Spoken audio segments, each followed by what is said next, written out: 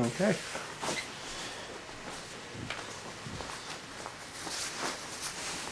So, first, tell us your name. My name is Frank Shipman. I am the grandfather of Benjamin Harrington. And where were you born? I was born in New York City in 1924. And brothers and sisters, how many? I have one brother and two sisters. And then, were your parents immigrants, or were they the first No, they were Americans. New Yorkers, or? My grandfather on my mother's side was born in New Jersey, went back to Germany, and went to school there.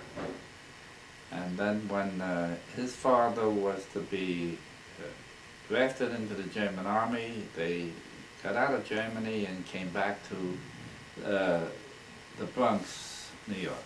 No, it was during the First World War he would have been drafted? Yes. Okay. And then, let's see, how about, do you remember where you were, what you were doing on December 7th, 1941? Ah, yes. I was December 7, 1941, I was still in school. Too young for anything. I was drafted in February 2nd, 1943 into the service of the United States to go to get military training to go into war against the Japanese or Germans. And I happened to be sent into against the Germans. Landed in Scotland March 20th, 1945 on the Queen Mary, and took a train down into England, waited 3 months for the invasion of France, and we landed in Omaha Beach.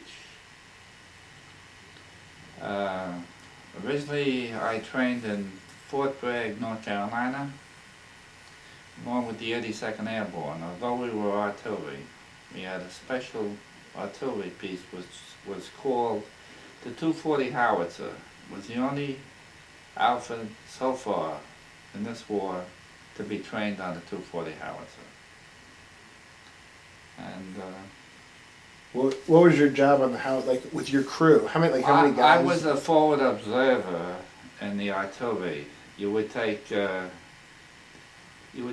3 men and an officer and go up as close to the Germans as possible, and you would call back to the artillery. We had three Abel, Baker, and Charlie, they called them, 3 different parts of the artillery. And each Abel had 2 guns, Baker had 2 guns, and Charlie had 2 guns. And each shell weighed 365 pounds. It took 4 men to lift it. And we would be called in if needed for some emergency, like the infantry or the airborne couldn't advance and something was stopping them. We would be called in to pave the way, so to speak. And when we landed in Omaha Beach, they were 1.5 miles in on the beach at that time, and the Germans had they had some 3 hills there that were stopping the Allies from advancing. We were called in we landed about midnight, and we fired all night long, and by early morning the 29th Infantry, the 30th Infantry, and the 82nd Airborne went right through with no opposition. When you landed at Omaha Beach, how did you get onto the beach? We had these LSTs where the end of the boat flapped out and you would drive across through the water onto the beach. And all the engines were waterproof. So with the first chance you had, you would take all the waterproofing off the engine. It was no good? And then continue driving. Oh, okay, you mean like after you landed? Yeah, after Okay. we landed, see. And then and the gun. I mean, you had the 240 howitzer in the The LST. 240 howitzers came in two sections. They were pulled by cats, or like a tank. Mm-hmm. They were very large pieces of heavy cannons. So of course I didn't see too much of those because we were in headquarters battery. You had headquarters battery in an artillery. And then you had service battery that took care of all the service, and then you had the three gun batteries, Abel, Baker, and Charlie. Mm-hmm.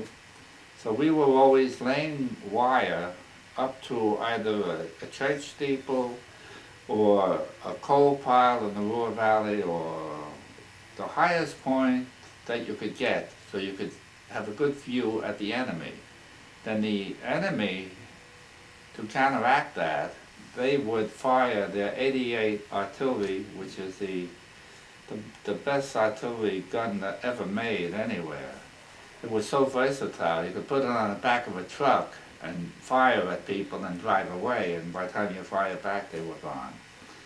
But they would fire above you, wherever you were, on a high point, and let the shell explode, and the shrapnel coming down like an umbrella would eliminate you if they could. And that was my job. And so then what happened? You'd lay out the cable, Yeah. and then like how heavy? Telephone. Okay.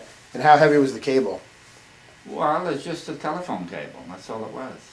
Did you? Thin. It Okay. wasn't. It would be on a big reel on the back of your truck, you know. Oh, so you it just was got they kind of drove you up to the front Yeah, as you were. yeah. Okay. You had to drive up and get you. And then when the enemy would knock your wire out day or night, you would go out and look for each end of the wire and splice it in the dark, Mhm. and then put your phone on there and tap in to call back to see that the line was clear, and then the guns could fire again. Okay. But you could never put a flashlight on or light a match with some jammer would pick you off. Okay. Yeah. Then now, when you were up in the steeples, like the Yeah. the Church first night, steeple, the yeah. first night that you were there was at Saint Marguerite, Yeah, first town in France was Saint Marguerite. and then you were in the church steeple there, Yeah. and then I mean, what was that like? Do you still remember that night? Because that was probably the first action. Yeah, it was the first time, you know. Actually, some Germans were giving up. They're walking in with their hands up, and they're walking right by you, you know, and you just didn't bother with them because your job is to get the guns firing, Uh-huh. you know, and you had to be very lucky in the war, because many times we would fire our guns and then pull out in the middle of the night. Uh-huh. Then another American outfit with 8-inch howitzers, which was a little smaller, Mhm. would come into your dugout, like where it was all dug out for your guns, you Mhm. see, and they wouldn't have to worry about it. And then they would fire. In the meanwhile, the German Air Force, the Luftwaffe, and their artillery would say, "Hey, these are the guys that are causing the problem. Let's give it to them." Uh-huh. And they'd get bombed and wiped out, and they Yeah. were gone. So the whole thing was just luck all through the war. Even the last Battle of the Bulge, I was surrounded 2 weeks in the snow in a foxhole by the Germans, Mhm. and they were getting all their troops together to make their last big push to Liège, Belgium, for the communication center. And if they got through there, we'd really be in trouble, because they could disrupt everything for the Allies. Mhm. So I was in a hole, in a foxhole, and in the snow, and the German tanks were rolling right by. Well, with a car bomb, what are you going to do? You're going to shoot at tanks? Yeah. You just stay down in the hole and let them go. You couldn't do anything else. Mhm. And then because Patton came in, George Patton, General Patton came along, and the only thing that saved us was that the skies finally cleared, and the Air Force came in and bombed them. And bombed them. That's the only thing that saved us. That was, you know, it was a touch and go there. That was the last big battle. That was, I mean, Patton had kind of turned his army around and marched for 2 or 3 straight days to get there. Absolutely, yes. And then when he was doing that, I'd seen a movie on, I think, the Patton. Oh yes, it meant a lot of. And in the movie, he has his chaplain say a prayer for good weather. Ah, Do you think that had anything to do with? I mean, do you think Well, that God you played a know, role if in you're a believer, it? Mm-hmm. then you would say yes. You have some atheists out there, of course, Yeah. but the very few atheists in the war. Because when you think that you could die any minute, Mm-hmm. everybody believes in the Creator. Mm-hmm. And until that moment, I say, forget Mhm. it, you know. But you have to have faith. Do you think that your faith got stronger as like when you were a kid and I mean you guys went to church and Well, I always had faith. Mhm. Not everyone has it, but I always did. I always went to church, even when I was going to grammar school and I had to deliver newspapers. I always went to mass and believed, you know. Mhm. But only because my parents believed in it, and they raised me to be a Catholic, and so I believed, Mhm. you know. So you guys after St. Marguerite, Yeah. that was your first night of Yeah, battle. that was and the of- first taste of the war. And then what was the next? I was only 19 years of age at that time, Wow, so you know, you're a it's, young guy. I was 20 in England in April, and I landed March 20th, 1940. What was it, 44? Mhm. 40, For- 44. And then for 3 months, March, April, I was 20th. Turned 20. June was the invasion, Invasion. and over we went across the English Channel. Now the invasion was the 6th. What day did you? No, was it? Oh yeah, June 6th, you're Mhm. right, June 6th. And then did you land on the 6th or the? Oh, I don't remember that, remember. 50 some odd years Yeah. ago, but I guess must have been a week later or so. They were only a mile and a half in, Yeah. yeah, so it wasn't far. Now once you went, did you stay in Europe until the end of the war? I did. They never pulled you guys out, or? No, we were pulled out off the line only once in the whole time we were there, because we didn't have the proper food and we had diarrhea. That's why they pulled us off the line. That's a good reason. Yeah, but we had, we were not like an infantry division or combat engineers building bridges and stuff. We went where we were needed. Right. With that gun, went where we were needed. Mhm. And so we went here and there. In fact, when we got to Holland, I was in a place called Harrington, and September 17th, we liberated that town, and that's where my present wife was born and lived.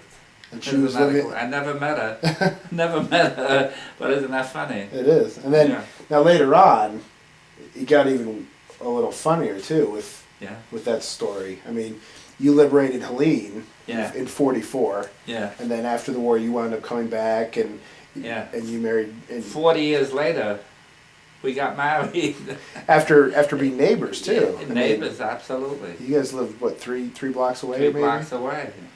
I never know, you know. You guys raised your kids, and Yeah, she raised her kids, and then that's right. Unbelievable. yeah, it is. I mean, all the guys kind of interconnected for Yeah. 40, 50 years before That's right. becoming married. You never know.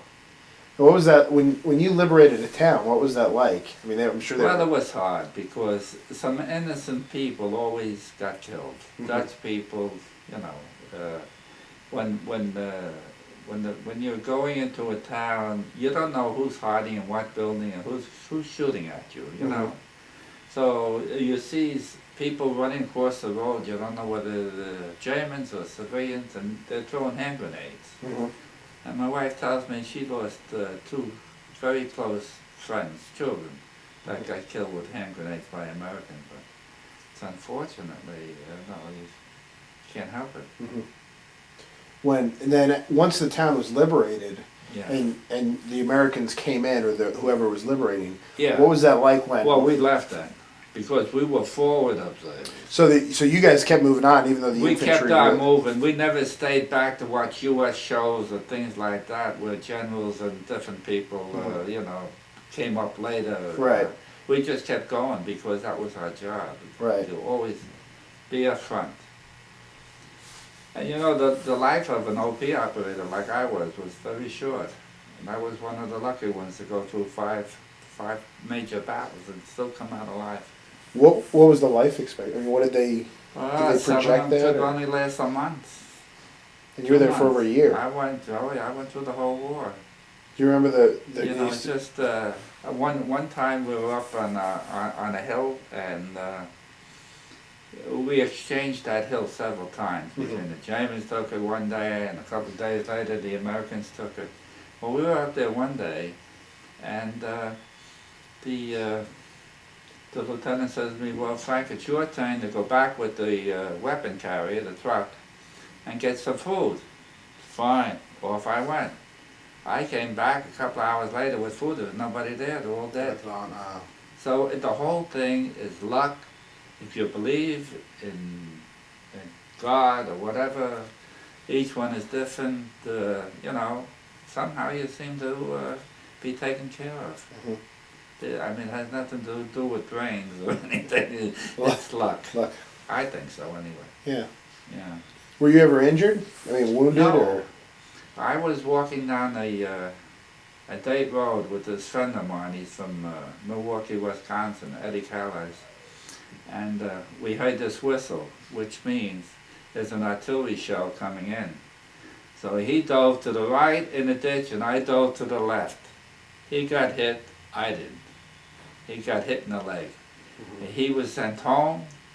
After the war, he came to visit me and my wife with his wife, and he walks just as well as I do. He's just, because when he got home, the war with Japan ended, so they discharged him. And I was still in Europe picking up cable. So, you know, it's a funny life, you don't know. Yeah. Do you still keep in touch with people that? No, I lost touch with Eddie after the second marriage. Yeah. You know how these things are. Oh, yeah. You get married, you raise your family, you then send them to school, to college, and then you really, after you lose your wife and your kids are all gone and grown up, and then you get married again, it's a whole new ball game. I never had time to travel with the first wife. The second wife, nobody travels more than we do. I'm in Europe 4 times this year. You know, I mean, Yeah. well, 3 times and 1 here. What was it like the first time? Like, 'cause I know you guys have been back to Normandy and to a lot of the towns that. Yeah, we've been back 2 times to France. What was that like? Well, you're trying to visualize, you know, many years ago when you were a young boy, you were here, and how you came up the cliffs, and you know, but they have a lot of the old pillboxes and the gun emplacements still there, even though you can't use the gun. Right. And a lot of museums, and when you go into the museums, you'll be surprised how many teachers of school children are there in the museums learning what went on, and when they go back they have to take a test on what they saw. It's good. Yeah. It's good that the new children, the new generations are learning what actually went on, because a lot of people in Germany try to black that out and say it never happened. Right. You know? But yeah, I mean, you have to know about it. You have to remember the prison camps and all, how the people suffered. Mostly the Jewish people, but every other nationality also were killed and suffered as well. I was in one of the soldiers that liberated Buchenwald concentration camp, and you would not believe how those poor people suffered and died in there. But as you get older in school and you read the books, believe in it. You'll be amazed. You must read it to know what this madman Hitler had done, really. Now, when being a forward observer, I mean, you were one of the first. We were up there always, and you know, one of the things they drilled into us had nothing to do with the German civilians, because you would run into them, you know, being so far forward. And because a lot of GIs were killed that way. You get 8 women, 1 GI, they knock them down, kick them to death. Oh, jeez. Unbelievable, I mean. Yeah. You know, so you have a lot of common sense, you know, what to do and how to move about, and you know. I can remember I was in the Black Forest one year and it was snowing like crazy and I was in half a house with no roof. And we had just gotten sleeping bags for the first time. Mm-hmm. And I got in there with the rifle inside and all, you know, and zipped it up. And during the night I had a twig snap, and I got scared, you know. Mm-hmm. I tried to get the zipper down, it got stuck. Oh my God, I said, what will I do? And I got my knife out here and zipped, removed the whole sleeping bag and got out. There was nothing, probably just an animal. Yeah. You know, but, you know, little things like that. And then I got a package that time from my mother. I shouldn't tell you this, but it had a little tree, Christmas tree, and you pull it, it snaps open. Beautiful. And then I had a loaf of Italian bread there, and it was all moldy and green. What did she send me bread for? And I broke it open, there was a ketchup box inside. How did she send me ketchup? Took the top off and drank it. It was whiskey, I'm afraid. I said, thank God, I needed in this snow. When you were defending during the Battle of the Bulge, there was Yeah. tons of snow, very cold middle of winter. Oh, they never had snow in their sense, Mm-hmm. but at that time, unreal. Were you guys prepared? I mean, did you have the right equipment, or? No, not real. Well, we had, I really don't remember the clothes, but it was enough to keep you from getting frostbite, you know. But with a carbine, you had no chance, you know. I mean, we were artillery, we were not infantry, we were not equipped to fight, Right. you know. But we survived it, I'm surprised, you know. Like I say, you gotta be lucky. Mm-hmm. It's nothing, you can't take credit for anything. Was that hard being away from home, like on Oh, Christmas? Was that the hardest part? Of course. You know, you're looking for an email or a letter or something, you Yeah. know, and, or the Stars and Stripes newspaper that the military gave out for news and stuff or what was going on. But sometimes you just didn't get anything because you were so far forward. Mm-hmm. And you had to be careful because the lines, they change all the time. You know, you could be behind the lines and not Before you know know it. it. Yeah. Sure. Did You know. I mean, did that happen to you often or ever? Or? Well, one time I remember the United States stopped all compensating, taking up bicycles, any sort of form of transportation. Mm-hmm. And the other 2 guys were out repairing the telephone lines. And we got a call in that one of the lines were out and the guns couldn't fire. So I was the only one left. So I looked around, I didn't have any cars, anything to go. Put the telephone on my shoulder and I grabbed a bicycle. Mm-hmm. Off I went looking for the 2 broken ends of the wires, you know. And I'm going along, and I come into this little village, and as I go through, this second lieutenant of the Army steps out of the doorway and says, "Hold it there, fella." "Yes, sir." "What's up?" "What are you doing?" I says, "Repairing the wires of the pension fire." He says, "Well, I'm Second Lieutenant so-and-so, and you're not supposed to ride that bicycle." And so I said, "Well, here's my dog tags, name, rank, serial number." I said, "You can court-martial me, but I'm going on with the bike." I went on and I repaired the thing. As I was repairing the wire, the sergeant came along and he says, "How you doing?" I said, "Well, I had a little trouble back in the other village there." I said, "Some second lieutenant going to have me court-martial." So he said, "We'll see about that." So he went to the officer in charge, and then they sent it up to the command. And when this guy put his report in, they demoted him. I think. They said, "There's a war going on. Don't you know that? You know, The bike doesn't really mean you that know, much. forget the bike. You know, get on with it." Mm-hmm. And that was one of the strangest things I can remember. So, you have any other questions? Let's see. What was it like when you found out that the war was over? Oh man, that was a blessing. Thank God. You know, because we were mostly eating K rations. What are K rations? K rations is like a Cracker Jack box. Uh-huh. It has a breakfast, dinner, and supper, depending which one you're eating that day. It's a little round tin with like a I don't know what you call it, like a piece of cheese, but it's eggs with little pieces of bacon in it, you know, and 3 little crackers, 1 piece of chewing gum, and 3 cigarettes. If you didn't smoke, what good were they, right? Yeah. But and for lunch they gave you a little round piece that would be cheese. I don't know. It wasn't very good, and but the people that didn't go forward, that were back, and from the 20 miles back or whatever, they were eating C rations, and of course the elite, the officers and generals, they were probably eating fresh food. I don't know. Mm-hmm.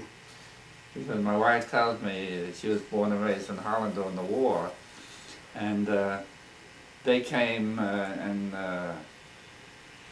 her first husband, the man she married the first time, he was a driver in a Jeep for a general, and of course they had the best. They had turkey for Thanksgiving, and the Dutch people didn't know what turkey was because it's not their holiday. Yeah. So they had the turkey, and her mother was playing the piano, and you know, and they had a great time. I said, I'm sorry, I missed all that, you know. And she doesn't believe it. She said, everybody had to. Well, everybody didn't, of course. You know, a little egg with a little bacon in it. Many a time we stop on the farm and give them cigarettes or chocolate, whatever we had, and they would give you brown bread and a couple eggs from the chicken, and we say, thank you. You know, that was it. Yeah. But, well. So now, when they actually declared victory over Europe, yeah. What were you doing? Were you guys still fighting, or was it kind of? No, we were probably picking up cable. Mm-hmm.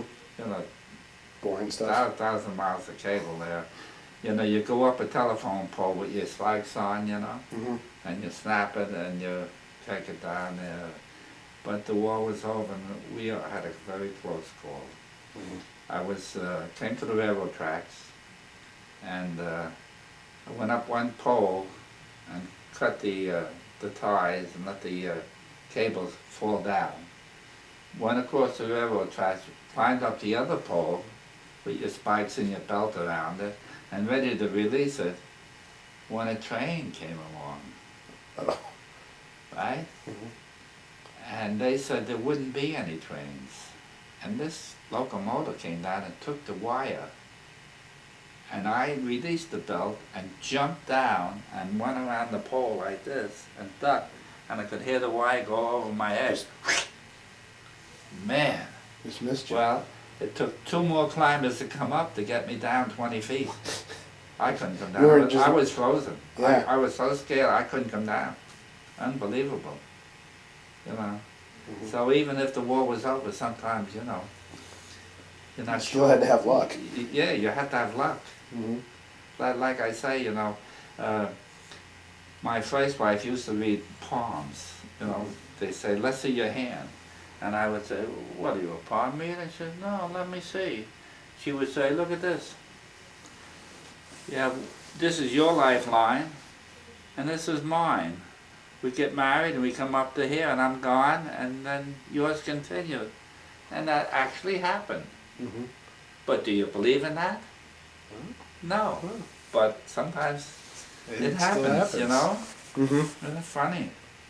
You know, after VE Day, Yeah. you were sent back. Yes, finally. We came back on points. For every major battle, like one was the invasion of France, Mm-hmm. and I'll show you what I have here. for each battle campaign, you get 5 points. And I have here that I have 5 stars, which is 25 points. Can you show that to them? Mm-hmm. See? So, for every day that you were in the service, you would get 1 point. For every day overseas, you'd get 2.5 points. So that when I came home, I had 74 points, and that's how I got home. The first ones to come back was anybody with over 85 points to be discharged. Or that if you happen to be home, getting trained, leaving the European theater of operation, getting ready to take your furlough and then go to Japan, and the war was over in Japan, of course you were discharged. You didn't have to worry about points, you know. But that's all in the luck of the game, you know. So you were like the second tier of soldiers sent back with your points. Yeah. How did you get? Like, what was the trip home? Where did you start? Well, when we came over, they put us on the Queen Mary. Took 5.5 days to come across, which is pretty fast in those days for a ship. She was the fastest ship afloat at that time. Going home, there was no hurry to get you there. The war was over. They put us on a little flat-top ship called the Stoker, which we had lent to England, and England had given back to us, and it took us almost 14 days to get home. In December, which is pretty rough in the Atlantic, in the ocean. The waves are pretty rough. We landed in Newport News. We were all seasick, even the sailors. Unbelievable. We had a rough ship. And then, for the first time, they said you're going to have milk and steak, and we tried to eat it. It wouldn't stay down. Wouldn't stay down. We're not used to that kind of food. And then we were shipped up to Fort Dix, New Jersey, and I was discharged, and I came home. And now, to New York. Yeah. When you came home to New York, did your parents know that you were coming, or? No. I had taken the train from New Jersey into Times Square, and then the shuttle across the Grand Central, and took the train up to the Gun Hill Road in the Bronx. And I walked in the house. My mother was in the bed sick with a nurse. And I said, "Hi, Mom, I'm home." She says to the nurse, "Get me up. I can't be in bed. My son is home." Definitely made her feel better. Boy, unbelievable. Now, when you went over on the Queen Mary, yes, you had 5.5 days. Yeah. Was there any? Was it like yes. Straight shot or? We were listening to the radio. Germans had claimed they sunk the Queen Mary 3 or 4 days in a row. Oh, really? They couldn't get her. She zigzagged. She went out of her way. They couldn't catch her. She's just too fast. Thank God. Yeah. Yeah. And what did you do? I mean, you had 5.5 days. Were you guys all like in luxury cabins, or what was it like? You're on the high seas. What can you do? You know, I really don't remember what we did then. Was it just, bunk on bunk on bunk? Yeah. Same thing when it got to England. We had an empty house, a regular house, and they came and they gave you a bag and you filled it up with straw for your mattress. You know, I shouldn't be telling you this because it's not very good, but the English government charged the United States government $90 for every GI that they brought over, and we were going over to save them. Didn't make any sense. And then it was so cold there that we took the wooden fence that they had up around the outside of the house, and we put in a fireplace to keep warm. We made a fire, so we got charged for that. And we drove some nails in the wall to hang our clothes up, and we got charged for that. The government did, you know. Unreal. Anyway, it's over, thank God. Yeah. You know.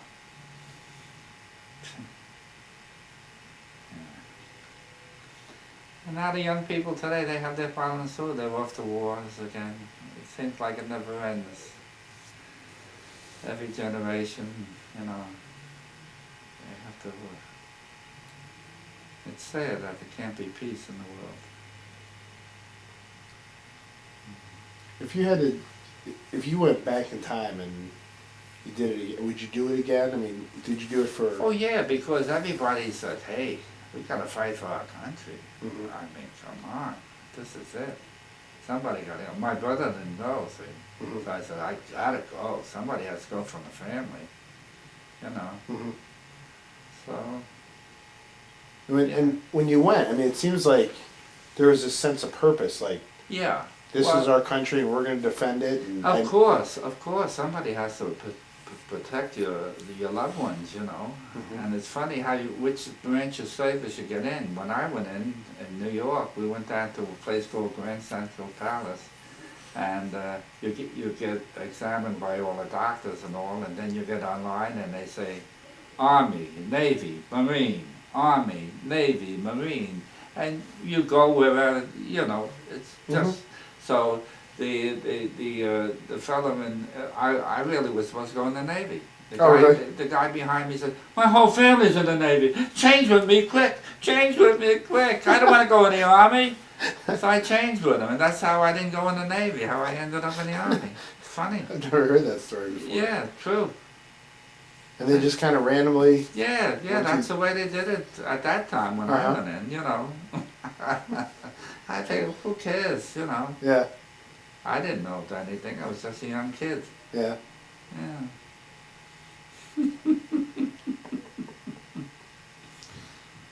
And then of course you always had somebody that wanted before us, you know, they go down there and they have a million reasons why they didn't want to be drafted, you know.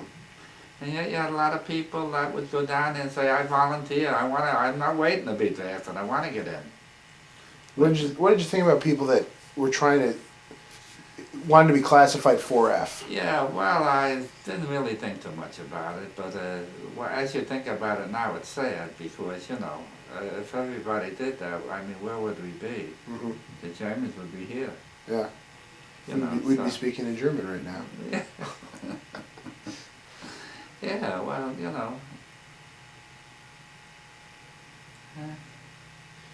When you were over there, was it? And you were telling me about your one friend that when you guys, you know, you jumped left and he jumped right. Yeah. I mean, it's just luck. Yeah. Was it hard to make friends? I mean, with what? With the just with the with people the other that you were GIs, like working with? Yeah, Or? yeah. I mean, were you ever like kind of, well, I don't know if he'll be here or not? And No, we didn't really talk about that. mm-hmm. No, I don't think so. What about when you had new guys? Like if someone, like when your friend, I mean, he left, he was injured, and people that died and they sent up replacements. Mm-hmm. Well, it was just like a normal thing after a while. You didn't think much about it. You expected it, you know. Right. Did they get treated differently at all? No, not at all. Two GIs just like anybody else, you know. Mm-hmm. They might ask them where they're from or things like that, but nothing, you know. You just try to help them along, get acclimated. Yeah, if they needed it, sure. Mm-hmm. You tell them, you know, keep down, keep your head down. Keep your mouth shut. Don't look up.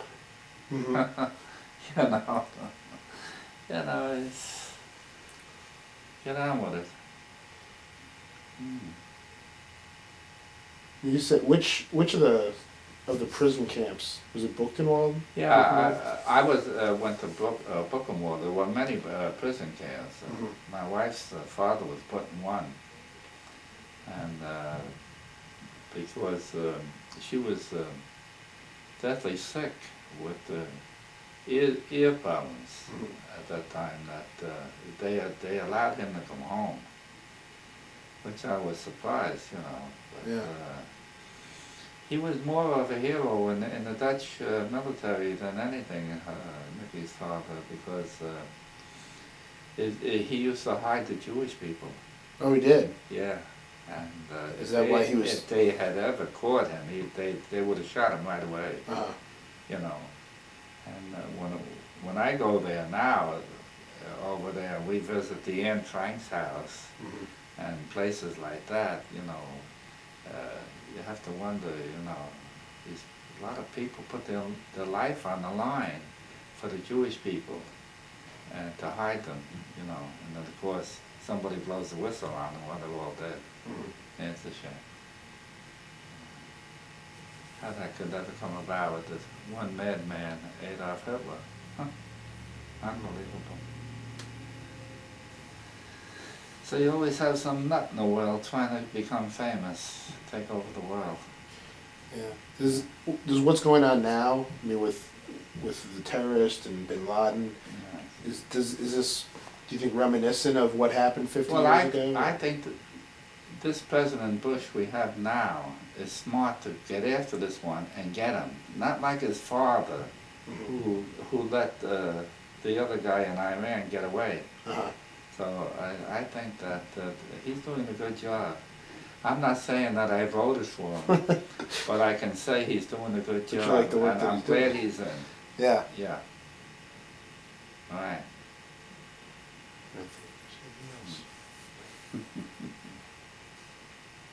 Were any of your brothers or sisters, were they in the military? My brother and sister, no, my brother didn't go in, my sisters didn't go in. Yeah. I'm the only one. Mhm.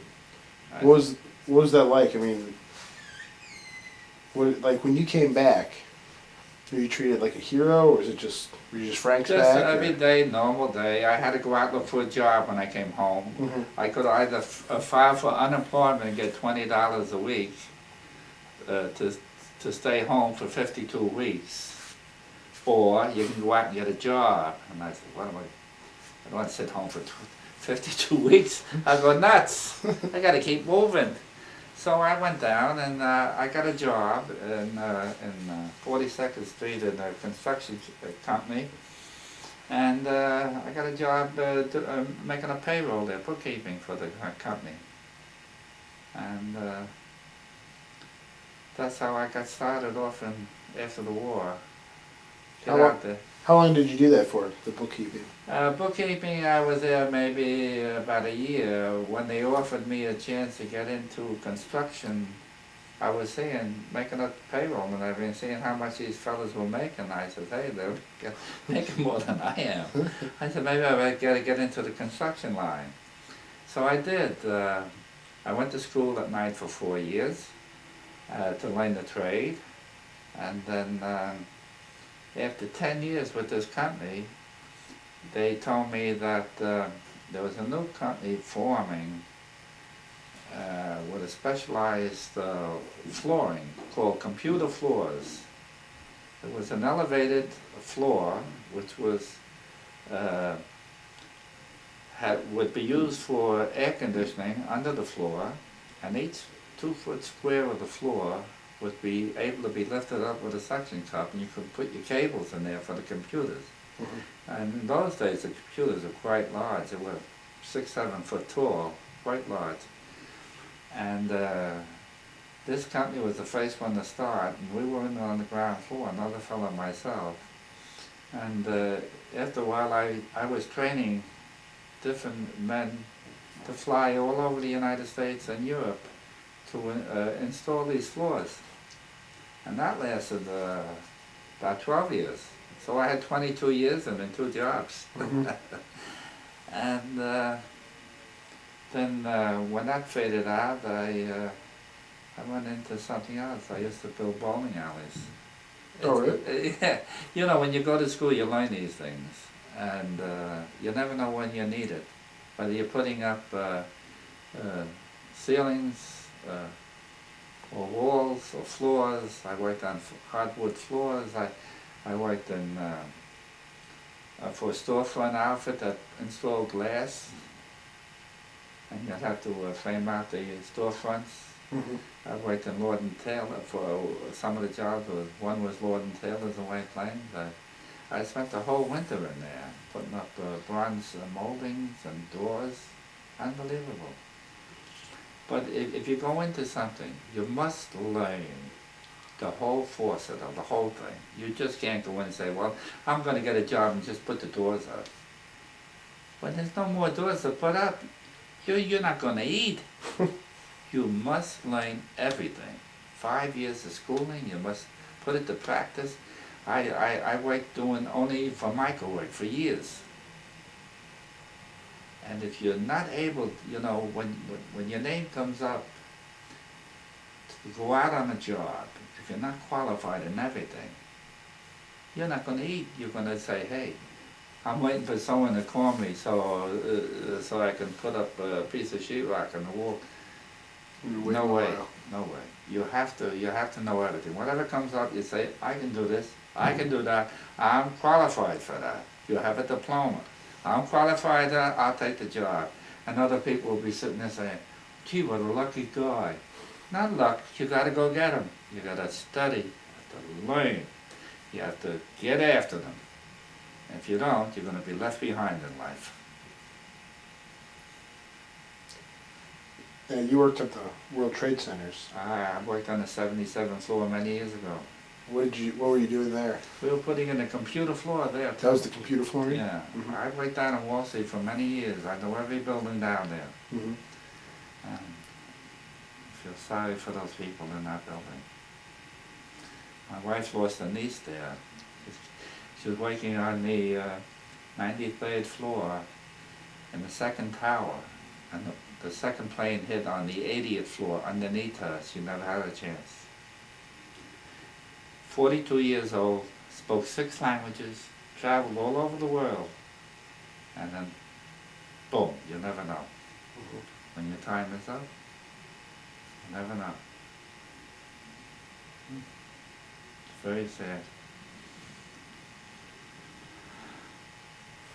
Do you have any more questions? No, I think that's it.